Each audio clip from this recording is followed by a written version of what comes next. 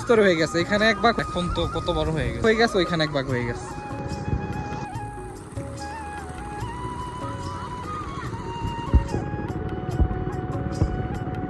এই যে বাচ্চাটা এখন যেভাবে মাছ ধরতেছে, আমরা কিন্তু একসময় ছোটবেলা ওদের বয়সে যখন ছিলাম তখন কিন্তু ঠিক এমনি মাছ ধরতাম। যে সৌন্দর্যগুলো সেগুলো উপভোগ করতে পারবেন, যেটা আপনার শহরে পাইবেন না। ঠিক আছে, এই ইট বালি পাথরের দেয়ালে আপনি এই সৌন্দর্যটা কখনোই পাইবেন না।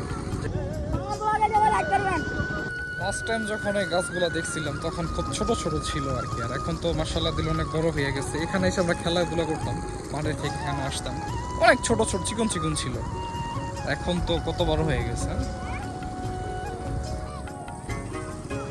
এটা হলো বোয়াল মাছটা এখন ধরবো, সাইজ তো ঠিক আছে।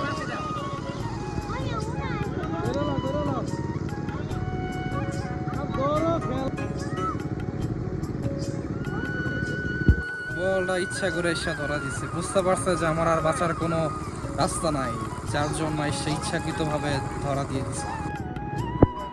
বাবুরা ধরে রাখতে বোয়াল, বাবুর অর্ধেক হইব।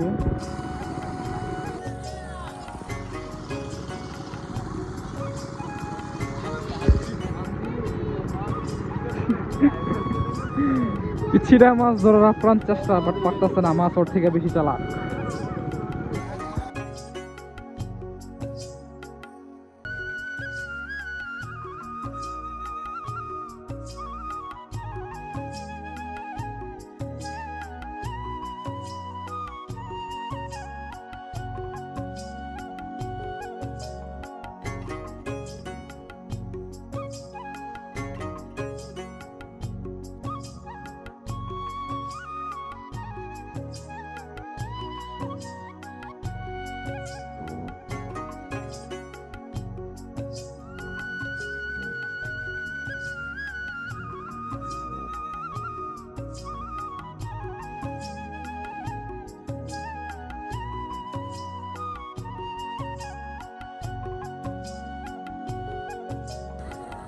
তো এখানে মাছের ভালো কিরিমিরি লেগে গেছে।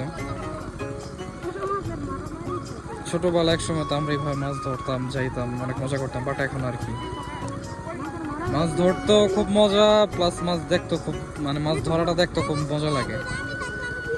ঠিক আছে, সাইজগুলো তো না, ঠিক আছে, মোটামুটি ভালো। এরকম পরিবেশ, এরকম গ্রামীণ পরিবেশ একমাত্র গ্রামে আসলেই দেখা যাবে আর কি। যারা গ্রামে থাকে আমাদের মতো এত সুন্দর খোলামেলা বাতাস পরিবেশ, এটা এখানেই সম্ভব। সব থেকে মজার বিষয় যখন গ্রামে কিছু হয়, মাছ ধরা বা কোনো কিছু, আশেপাশে সব মানুষ এসে পড়ে দেখেন, ওইখানে গাড়িওয়ালা ভাইয়েরা গাড়ি দাঁড়া করায় পর্যন্ত মাছ ধরাটা দেখতেছে। ঠিক আছে, আর এই পাশে তো সিরিয়ালে মানুষ বসে দিচ্ছে, দেখা যাচ্ছে কিনা বলি না, ওখানে অনেক মানুষ একদম সিরিয়ালে। পানি দুই স্তর হয়ে গেছে, এখানে এক ভাগ হয়ে গেছে ওইখানে এক ভাগ হয়ে গেছে।